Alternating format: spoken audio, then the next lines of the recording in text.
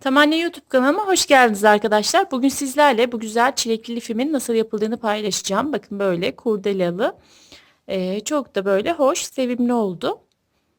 Evet. Şimdi ben normal bir büyüklükte yaptım. Bazı örnekler yaptığınızda çok küçük kalıyor. O yüzden ben biraz daha bu kısmını örneğin işte 12 ise ben 16 yaptım. Bu şekilde tam normal bir büyüklükte oldu. Bakın böyle. Tam böyle ideal oldu büyüklüğü. Evet. Burasını da bu şekilde kurdelayla süsledim. Şimdi beraber yapalım inşallah. Böyle bu kez de sarı ile yapalım. Şimdi çilek lifimizi uç kısmından başlıyoruz.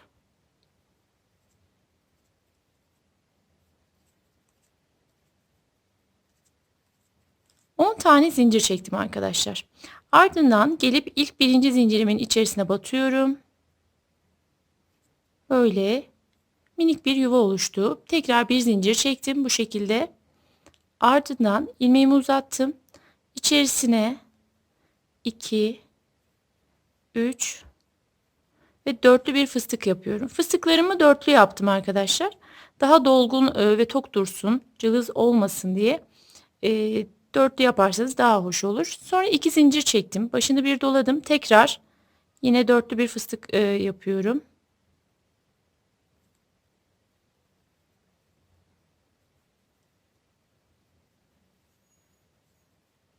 Evet. Yine dörtlü bir fıstık yaptım. Kapattım. Aralarında böyle 2 zincir çekerek 1, 2 zincir çekerek toplam 8 tane fıstık yapıyoruz arkadaşlar.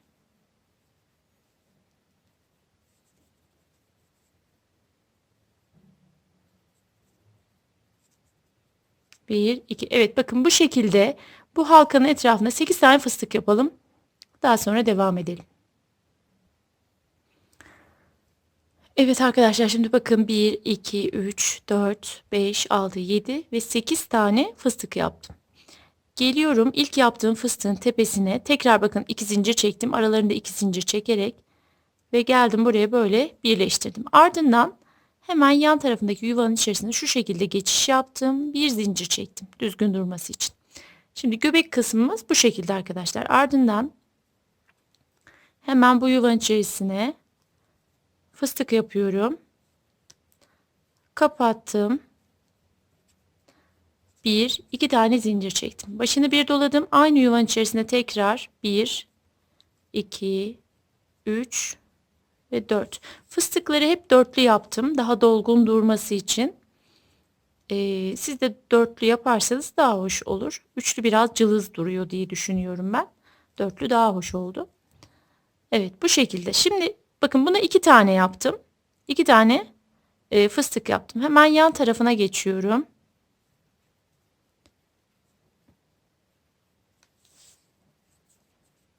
Şimdi yan tarafına geçtim ve buraya fıstık yaptım. Bir, iki zincir çektim. Başını bir doladım.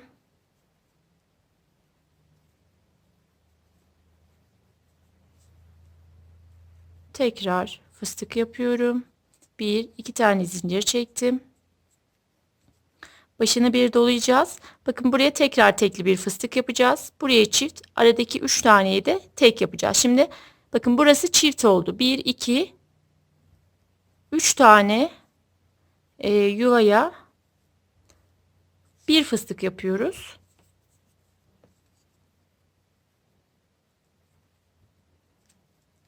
Bir, iki tane zincir çektim. Ve şuraya geldim. 1, 2, 3 ve dörtlü bir fıstık yaptım.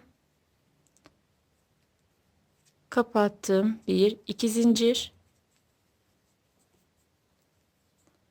Aynı yere bir fıstık daha yapıyorum.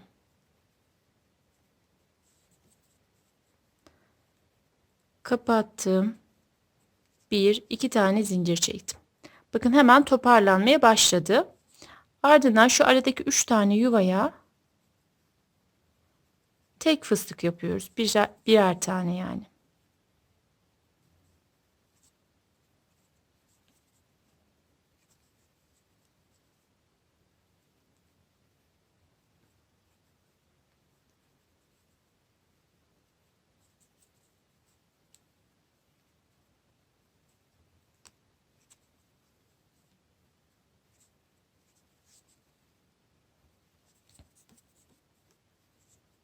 Başını bir doladım, geldim buraya yine.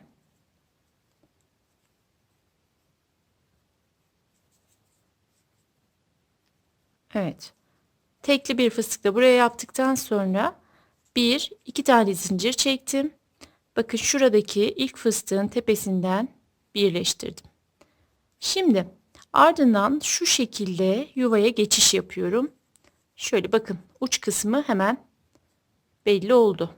Zaten iki kat birlikte yürütülen bir model.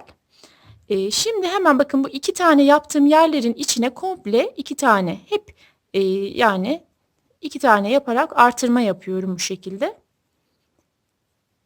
Kapattım. Bir, iki zincir çektim. Aynı yuvanın içerisine tekrar bir fıstık daha yaptım.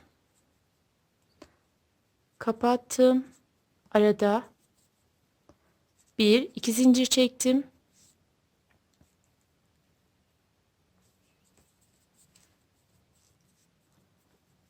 Şimdi bakın, bu aradaki yerlere tekli fıstık yapıyorum. Tek bir tane yani yapıyorum. Ama bütün fıstıklarımı dörtlü olarak devam ediyorum.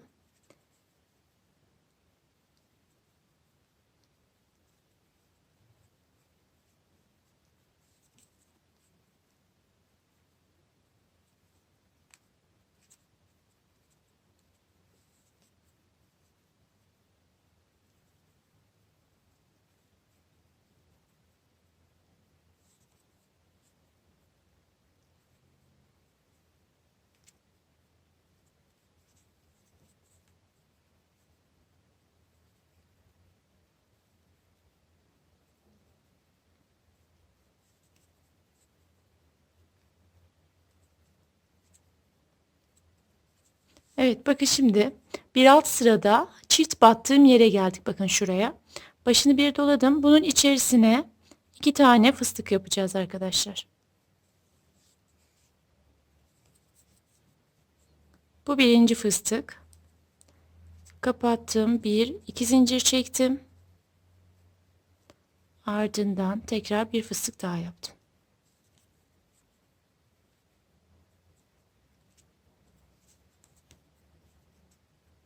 İki tane zincir çektim. Tekli bir fıstık yapıyorum.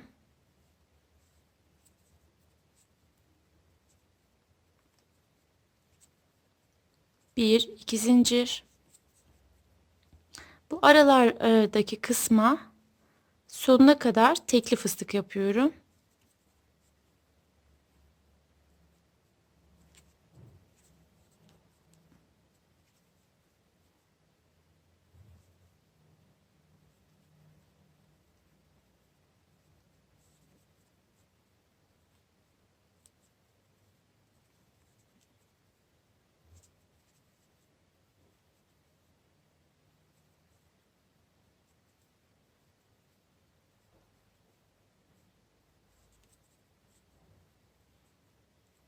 Evet. Bir, iki tane zincir çektim ve geldim şuraya, ilk yaptığım fıstığın tepesine şu şekilde yarım sık iğne ile batarak birleştirdim. Ardından yuvanın içerisine geçiş yapıyorum ve yine buraya iki tane fıstık yapıyoruz. Buraya hep iç içe böyle iki tane yapıyoruz sonuna kadar. İki zincir çektim tekrar.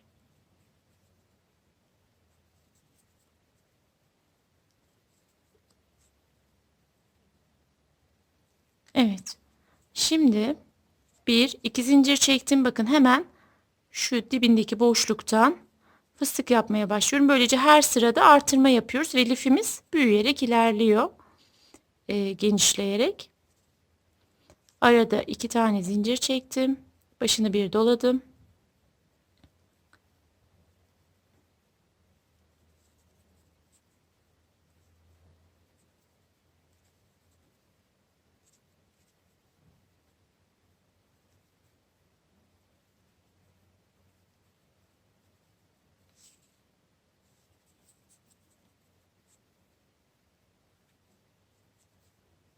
Evet, bu şekilde bakın, aralarında hep iki zincir çekiyorum.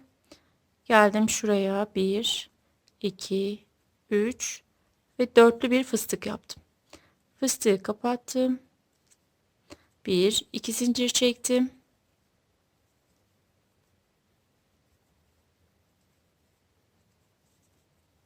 Tekrar dörtlü bir fıstık yapıyorum. 1 2 tane zincir çekiyorum. Bakın bir sonraki yuva hep çift battığım yer. Buranın içerisine yine çift batıyorum.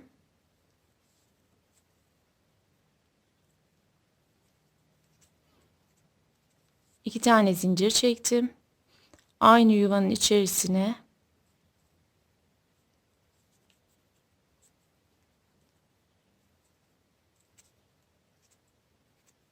evet, bu şekilde. Şimdi bakın, bu çiftliden diğer bu çift olan yere kadar tek devam edeceğim. Şöyle göstereyim. Bu şekilde devam ederek ilerliyor. Buralar hep çift oluyor bakın arkadaşlar. Şu kısımlar. Şimdi buraya kadar gelelim. Bir üst sıra yine beraber yapalım. Evet arkadaşlar, bakın şimdi ben bir iki sıra daha ilerlettim görmeniz için. Sıramızın sonunda bakın yine 2 zincir çekiyorum. Geldim şuraya. Şu şekilde sabitledim. Ardından yuvanın içerisine de bu şekilde geçiş yapıyorum. Böyle bir zincir çektim. Bakın bu ikili olarak yaptığım kenar kısımları, buraların içlerini hep ikili yapıyoruz. Yani 2 tane fıstık yapıyoruz. Fıstıklarımız dörtlü. Ama aynı yuvaya 2 tane fıstık yapıyoruz. Evet, 2 zincir çektim. Tekrar fıstık yapıyorum aynı yere. Kapattım. 1 2 tane zincir çektim. Başını bir doladım. Şu yuvanın içerisine tekrar fıstık yapıyorum.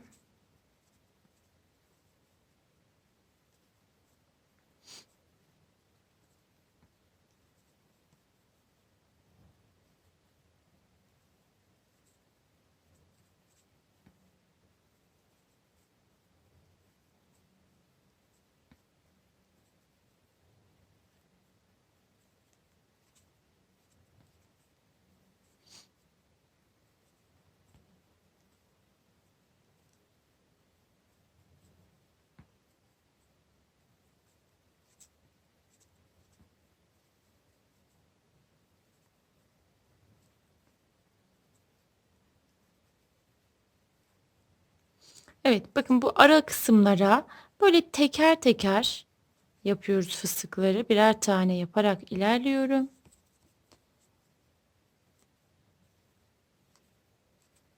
Bir iki zincir çektim.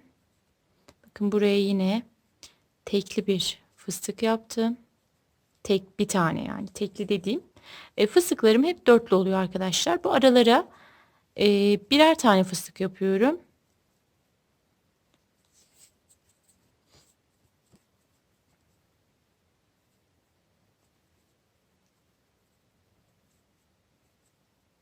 Kapattım. 1 2 zincir. Bakın şimdi yine çift yaptığım yere geldim. Başını bir doladım. Buraya aynı yuvanın içerisine 2 tane fıstık yapıyorum. Kapattım. Arada 1 2 zincir çektim ve buraya yuvanın içerisine bir fıstık daha yaptım. 2 tane zincir çektim. Bakın bu ara kısma yine tekli fıstık yaparak buraya kadar geleceğim.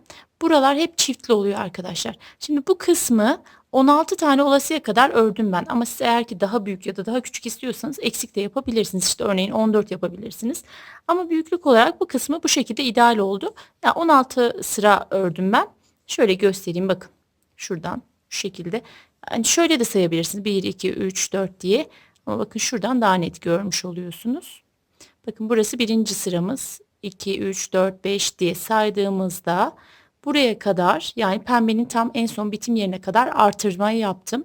Beyaza geçtiğimle burada beyazla birlikte de eksiltmeye başladım. Şimdi bu lifimizde de 16 sıra olasıya kadar artırıyoruz arkadaşlar. Bakın böyle 16 sıra oluncaya kadar böyle artırma yapalım. Bakın biz henüz kaçıncı sıramızdayız? 1, 2, 3, 4, 5, 6, 7.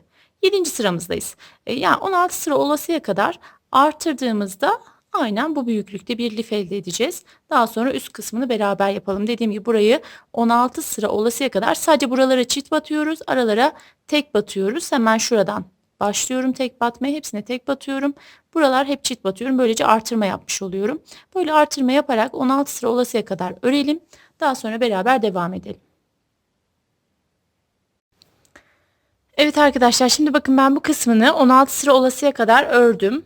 Yani şu kısmı, renkli olan kısmı bitirmiş oldum. Şimdi bitirdikten sonra arkadaşlar buradan sarı ipimi hemen koparıyorum. Şöyle bir zincir çektim. Buraya ekledim. 16 sıra olduktan sonra buradan ipimi böyle koparttım. Ardından bir tane zincir çektim. Bakın şimdi bu kısımdan başlıyorum.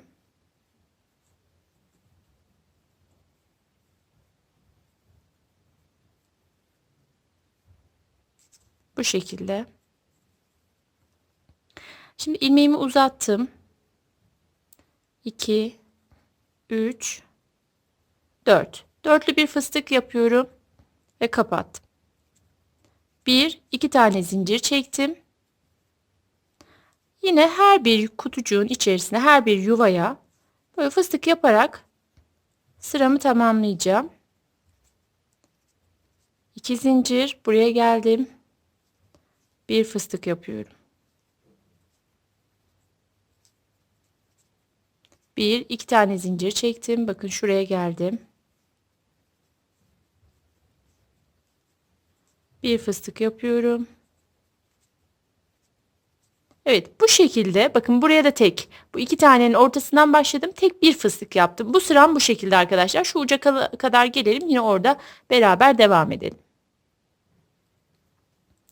Evet arkadaşlar, bakın şimdi yine artırma yaptığım yere, yan kısmına geldim. Buradan başladım. Buradayım.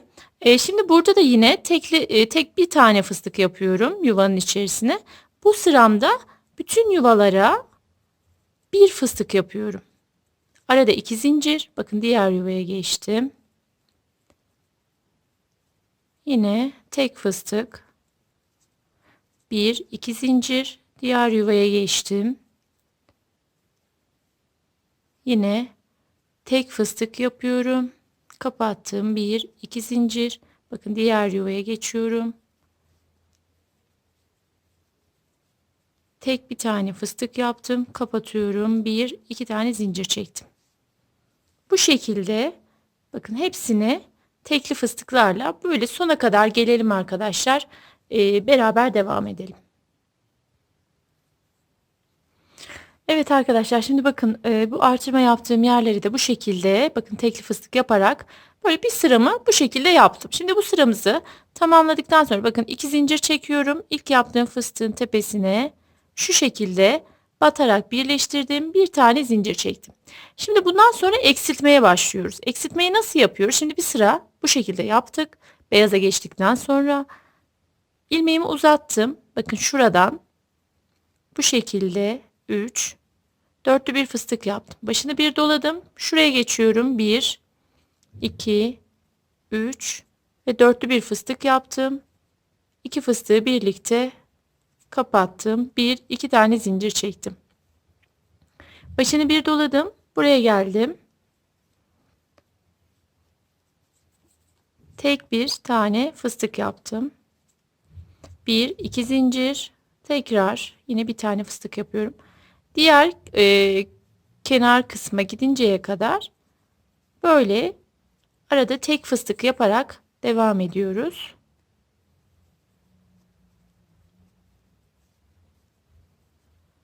Bu şekilde tek fıstık yapıyoruz aralara. Bakın burayı bu şekilde yaptım. Şu uca kadar gelelim arkadaşlar. Bakın nereye kadar? Şuraya kadar.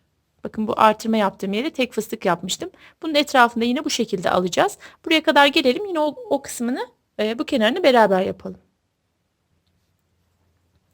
Evet, bakın şimdi bu artırma yapıp sonra ortasına tek bir tane fıstık yaptığım yere kadar geldim.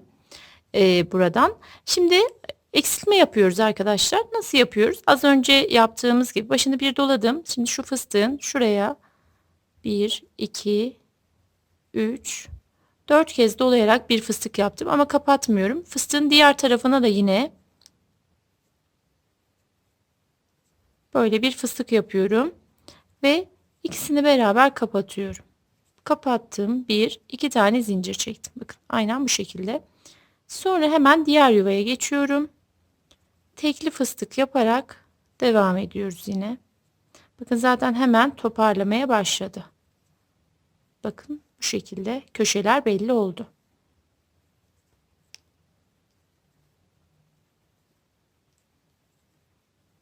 Ara kısımlarda aradaki yuvalara hep böyle yine tekli fıstık yaparak devam ediyorum.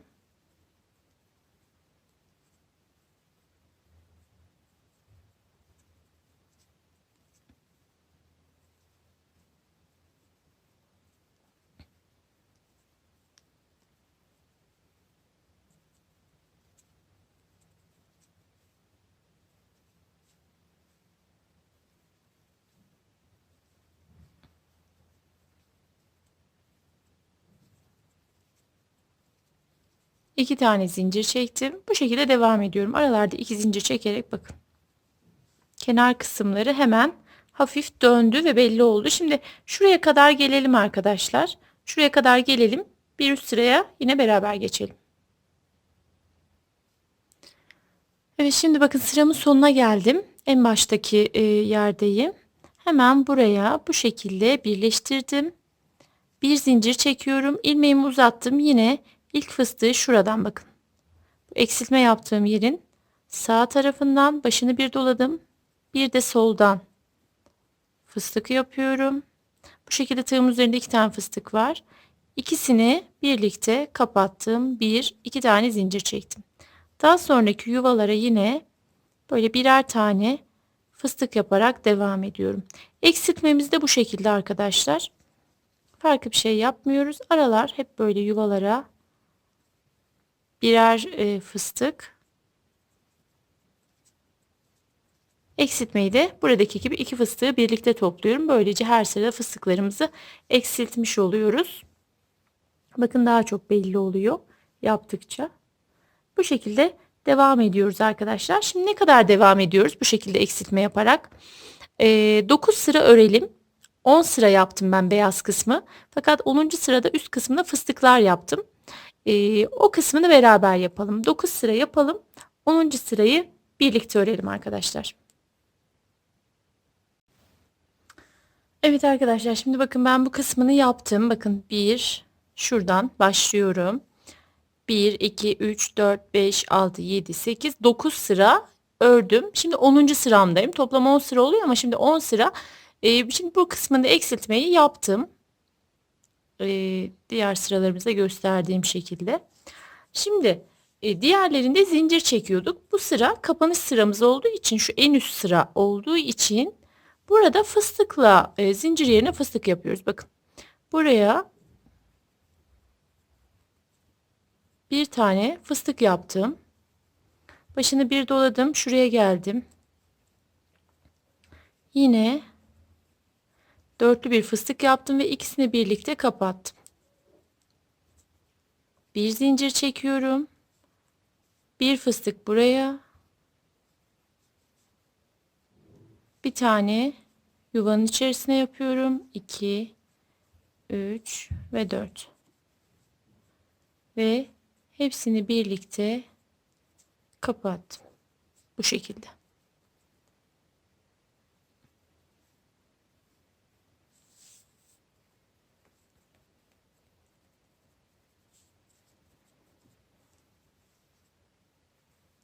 Bakın daha sonra geldim buraya.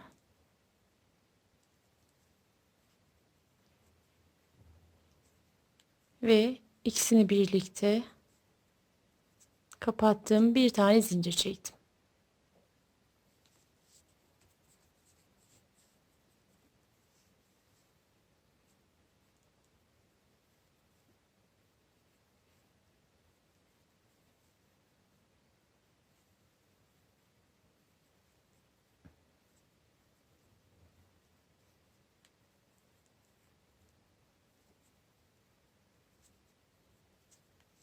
Bakın bu şekilde yapıyorum. Son sıramız bu şekilde arkadaşlar.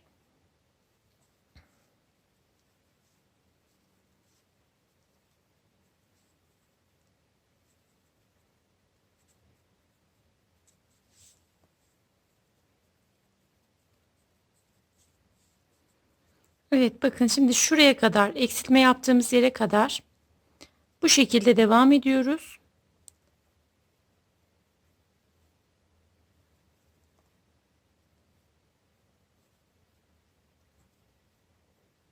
Şimdi eksiltme yaptığımız yeri göstereceğim. Nasıl yaptığımızı. Orada da yine bu şekilde beraber kapatacağız. Fıstık yapıyorum. Yuvanın içerisine batıyorum. Buraya da bir fıstık. Yine dörtlü bir fıstık. Ve ikisini birlikte kapatıyorum.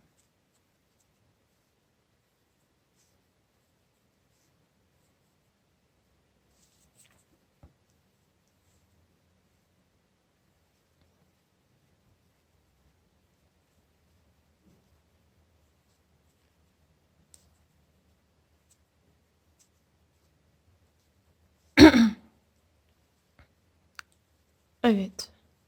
Bu şekilde devam ediyor. Bu lifimizin son sırası oluyor. Bu sıradan sonra süsleme kısmını yapacağız sizlerle. Şimdi bakın. Eksiltme yaptığım yere geldim. Bakın buraya yaptım. Başını bir doladım. Bakın. Şuraya bir fıstık yapıyorum. Dörtlü bir fıstığı buraya yaptım. Kapatmıyorum. Bunun diğer tarafına da yapıyorum. Buraya 1, 2, 3 ve 4. Yaptıktan sonra üçünü birlikte kapattım. Bir tane zincir çektim. Bakın böyle. Ardından yine devam ediyorum. Bir tane buraya tepesine. Bir karşıya yapıyorum.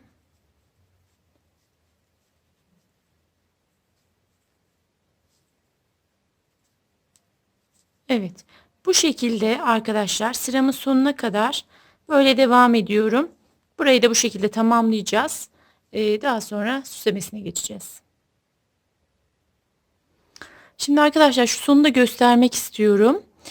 Sona geldim. Bir tane kaldı. Bakın burayı böyle yapıyorum. Daha düzgün durması için. Bakın buraya da yaptım. Kapatmadım. Başını bir doladım. Bakın şu karşıya batıyorum. Buraya da bir fıstık yapıyorum. 3. Dörtlü bir fıstık. Ve üçünü birlikte bu şekilde kapattım. Bakın hep tüm duruyor. Hani diğerinde ayrı yapsaydım şuradaki fıstığı daha farklı duruyor. Böyle daha düzgün durduğu için bu şekilde yaptım. Ve lifim bitti. Evet, ipimi kopardım. Hemen şunu da yok edelim.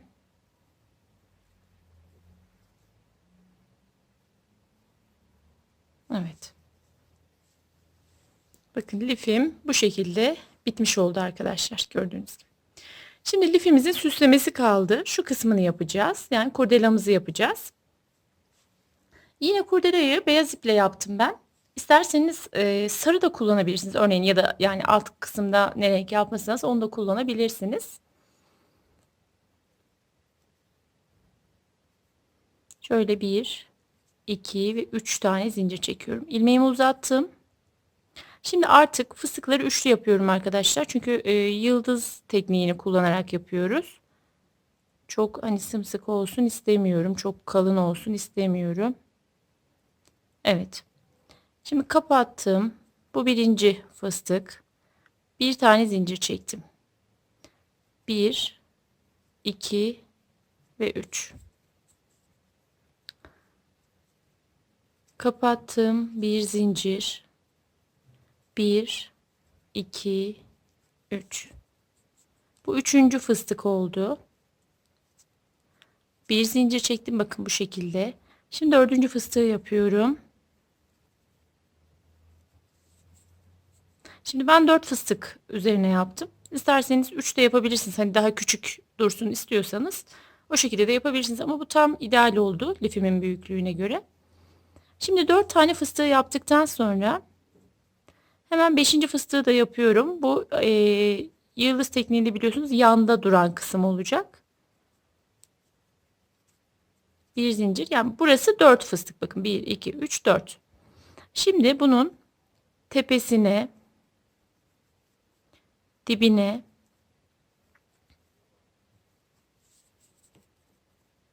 başını doladım ve karşıya bir tane fıstık yapıyorum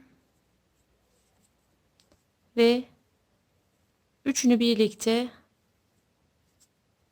kapattım. Bu şekilde.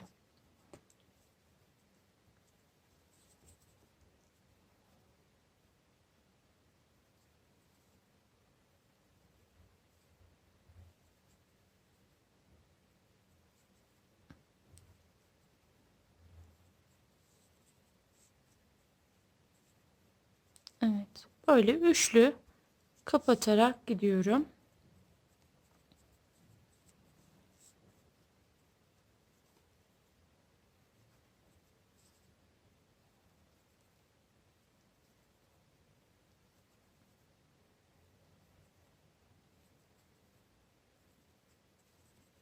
Şimdi kurdelamızı hiç ip kırmadan yapacağız. Şurayı yapayım.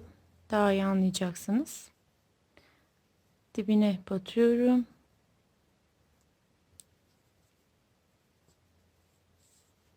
Şöyle daha net gözüksün. Beyazın üzerine gelince sanki çok görünmedi gibi. Evet. Ve burayı da yapıyorum.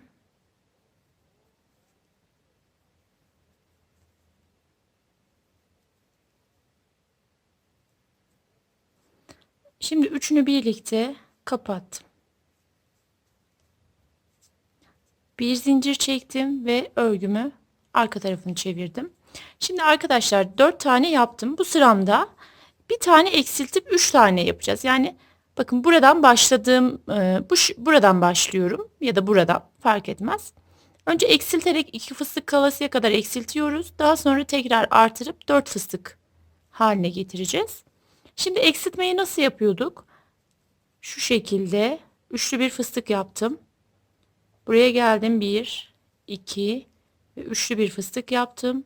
İkisini birlikte kapattım. Bakın böylece bir zincir çektim. Fıstığın bir tanesi kayboldu. Bu sıramda 3 fıstık kalacak.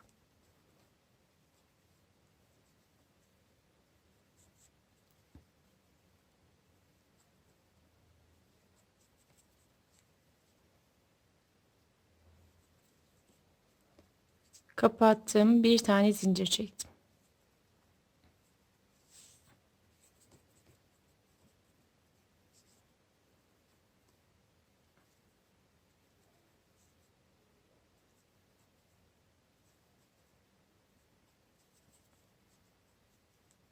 Diğerlerini böyle üçlü üçlü topluyorum. Üçerli kapatıyorum. Tepesine, şöyle dibine ve şuraya karşıya battım. 3 fıstık, bakın tığımda 3 fıstık, hepsini birlikte topladım. Bir zincir. Şimdi örgümü ters çevirdim. Bakın. Şimdi burada eksiltme yaptım. Bu sefer de bu uçtan yapacağız eksiltmeyi. Şöyle. Üçlü bir fıstık burada yaptım. Geldim buraya. 1, 2. Üçlü bir fıstık da burada yaptım ve kapattım. Bakın bir fıstığı yok etmiş oldum.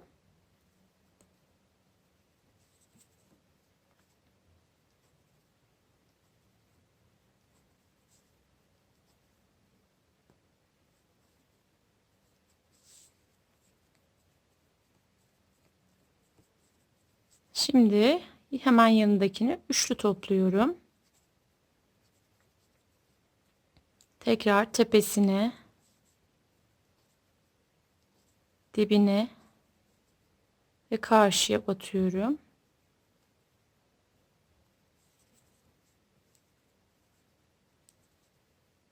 Kapattım, bir zincir çektim. Bakın şimdi arkadaşlar bir iki tane fıstık kaldı.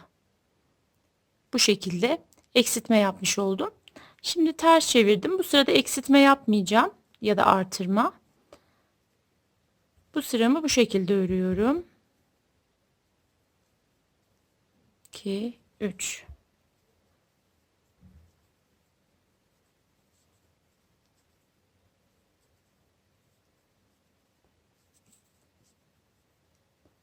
Ve bu şekilde kapattım.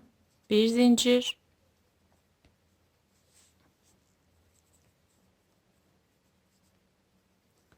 Tekrar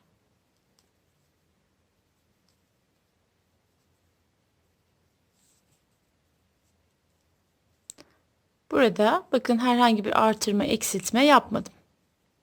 Yani burada 2 fıstıktı. Burada da 2 fıstık olsun istiyorum. Şimdi tekrar ters çevirdim. Biliyorsunuz bundan sonra artırma yapacağız ve kurdelamızın diğer bu kısmını oluşturacağız.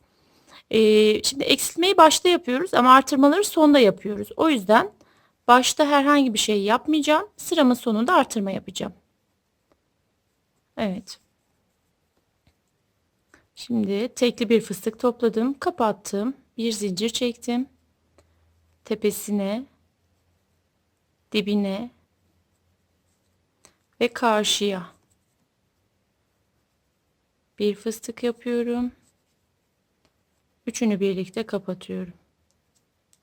Bir zincir çektim. Tepesine, dibine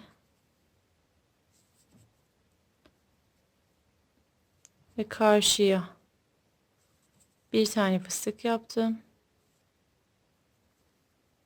Kapattım. Bir zincir. Şimdi bu sıramda artırma yapıyorum. Bakın bu şekilde. Buraya tepeye bir fıstık. Hemen şuraya bir fıstık yapıyorum. Evet. Kapattım. Bakın ikili bir fıstık topladım bu şekilde. Ve ters çevirdim. Şimdi en başında yine hiçbir şey yok. Tekli bir fıstık. Bir zincir. Tepesine. Dibine. Ve karşıya. Bir fıstık yapıyorum. Üçünü birlikte topluyorum.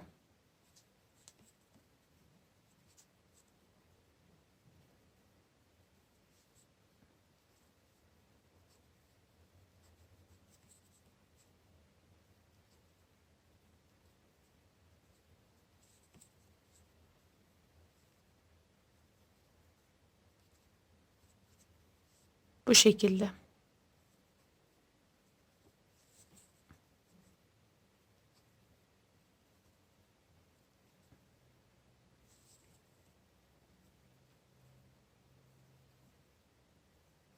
Şimdi sıramın sonuna geldim arkadaşlar. Yine artırma yapacağım. Çünkü biliyorsunuz 4 ile başlamıştım. 4 fıstık olsun istiyorum. Bakın. Bir tane buraya tepeye bir fıstık yaptım. Başını doladım.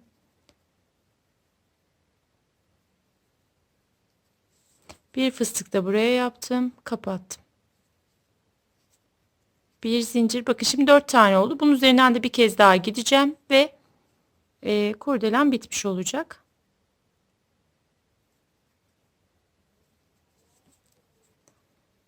Kapattım. Bir zincir. Şimdi bir tepesine, bir dibine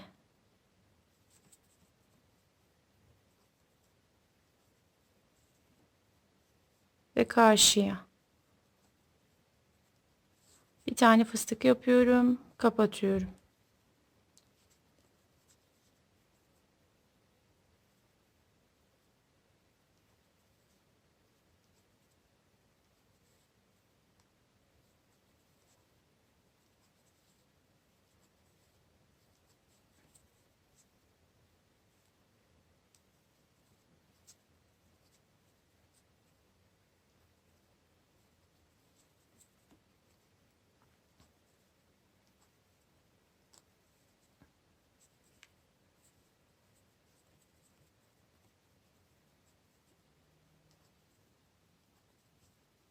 Evet, bunu da topladım.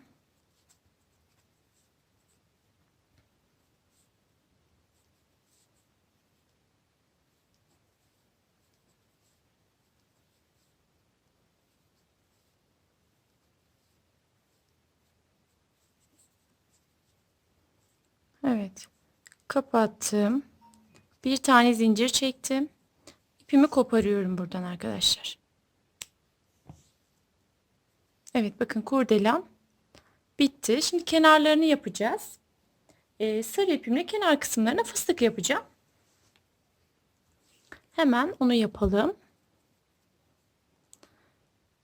Şöyle hemen bir tane zincir çektim. Herhangi bir kenarından şöyle sabitliyorum.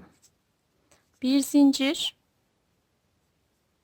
Buraya bir fıstık yapıyorum arkadaşlar. 2. Evet, fıstığı yaptım. Kapattım. Geldim buraya. Sabitledim. Bir zincir çektim. Buraya tekrar fıstık yapıyorum. 1, 2 ve 3.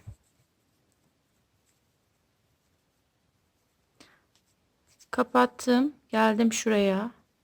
Sabitledim. Bir zincir çektim. Bir fıstık yapıyorum. Son ilmeğini tutmadan da yapabilirsiniz. Hani sıkıntı olmaz. Nasıl kolayınıza geliyorsa bakın bu şekilde de yapabilirsiniz. Zaten fıstık yana doğru gittiği için bakın böyle de yapabilirsiniz arkadaşlar. Bu kısmı altta kalıyor. Hani kötü görünmüyor. Bir zincir çekiyorum.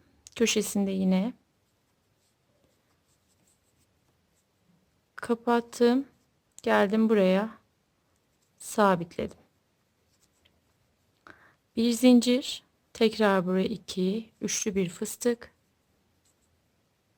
Kapattım. Sabitledim. Bir zincir.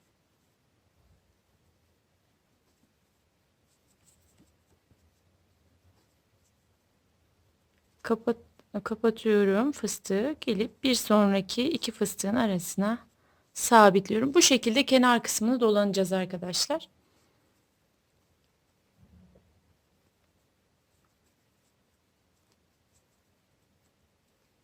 Kapatıyorum. Geldim buraya. Sabitlediğim bir zincir.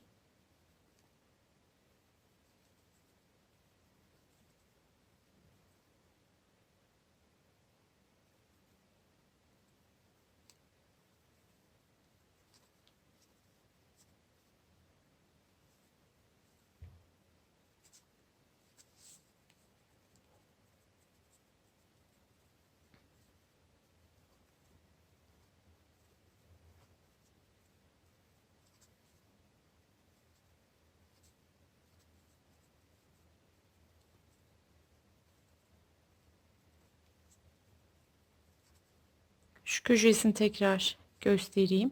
Bakın köşeye geldim, sabitledim. Bir zincir çektim. Tekrar buraya fıstığı yaptım. Kapattım. Bir sonraki iki fıstığın arasına bu şekilde sabitliyorum ve bir zincir çekiyorum. Bu şekilde etrafını dolanalım arkadaşlar. Şimdi arkadaşlar bakın kurdelemin bu kısmını bitirdim. Üzerine çiçeğim kaldı sadece. Ee, Çiçeğimi şöyle 1, 2, 3, 4, 5, 6 tane zincir çekiyorum. İlk zincirimin içerisine batarak böyle minicik bir yuva oluşturdum.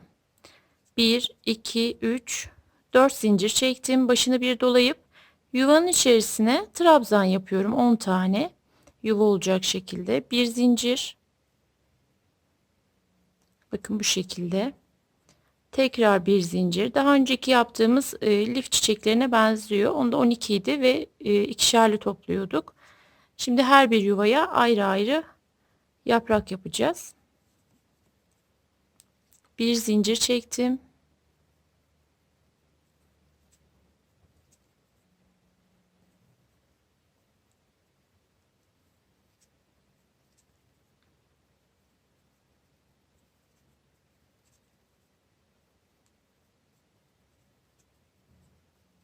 Evet, bu şekilde 10 tane olasıya kadar sayalım. 1, 2, 3, 4, 5, 6, 7, 8.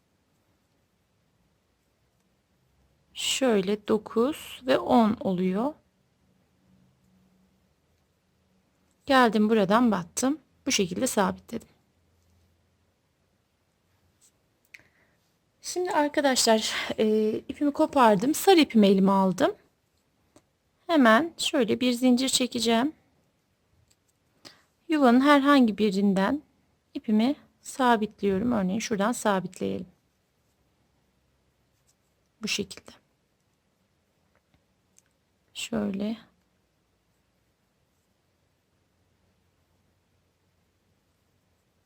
Evet. Buradan sabitledim. 1, 2, 3 tane zincir çektim arkadaşlar. Ardından hemen önündeki yuvadan başlıyorum yapmaya. 1, 2, 3 ve 4. Dörtlü bir fıstık yaptım. Kapatıyorum. 1, 2, 3 zincir çekip hemen şuraya dibine batıyorum. 1, 2, 3 tane zincir çektim. Diğer yuvaya geçtim.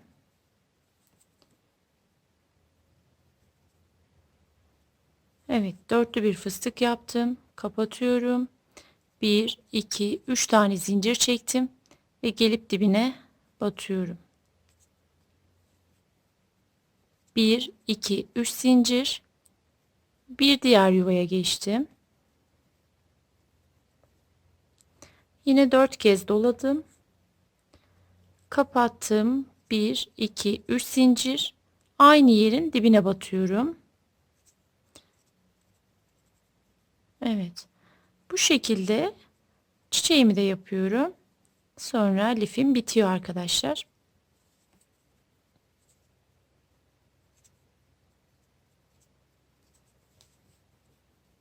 Hem çok kolay bir yapım var.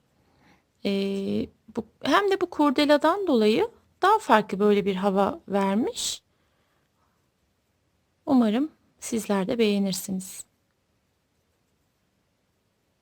Evet, bu şekilde çiçeğimi yapmaya devam ediyorum.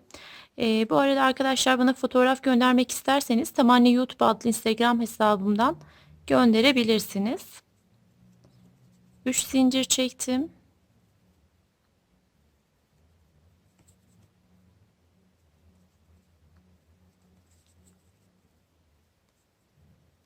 Kapattım. 1, 2, 3 zincir. Şöyle dibine batıyorum.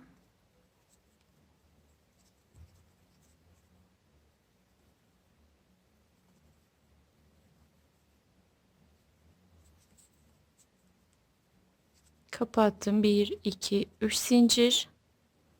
Tekrardan dibine battım.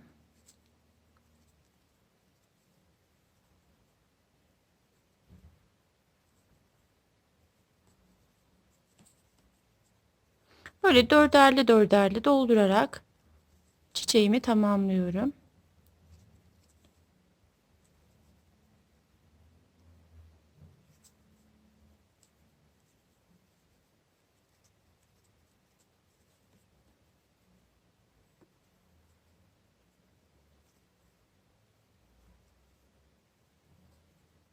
Evet, şimdi son yaprağı yapıyorum.